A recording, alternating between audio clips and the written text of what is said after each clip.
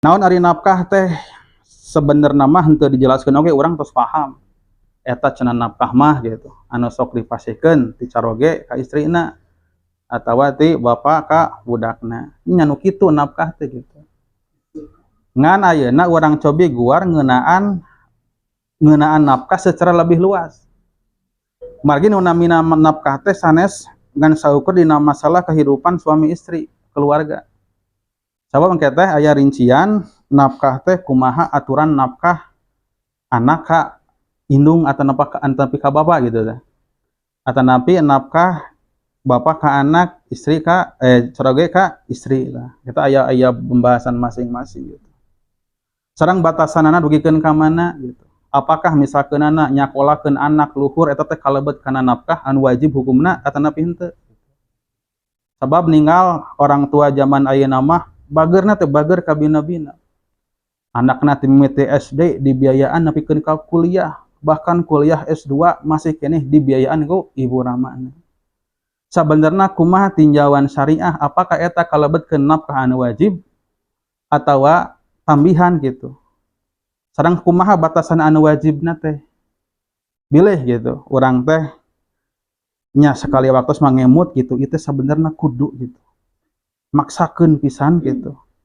Nganafkahan anak nepikeun ka luhur sakolana atawa sebenarnya secara hukum mah ieu teh teu wajib ngan peda urang mah ieu mah nembongkeun kanyaah we kitu kanu jadi anak gitu. Ngan satea acan kadinya urang guar heurah hartina nafkah gitulah. Nafkah teh naon atuh gitu. Panginten patarosan ageungna teh heula. Ari nafkah teh naon gitu. Ari nafkah teh al aslu bimakna al ikhraj. Kadar-kadar ngaluarkeun. Jadi ibu ngaluarkeun naon wae secara bahasa mah eta teh nafkah. Atanapi an-nafad kadar-kadar ngaluluskeun atanapi ngabalanjakeun we lah gitu. Kadar-kadar ngabalanjakeun eta teh nafkah gitu. Secara bahasa. Ari cek syariat mah cek aturan gitu. Naon atuh ari nafkah cek syariat gitu. Tah, ieu mah urang ngaguar kana dawuhan Allah Subhanahu wa taala. Alladzina yunfikuna amwalahum bilaili wan nahar sirron wa alaniyah falahum ajruhum inda rabbihim wala khaufun alaihim walahum yahzanun.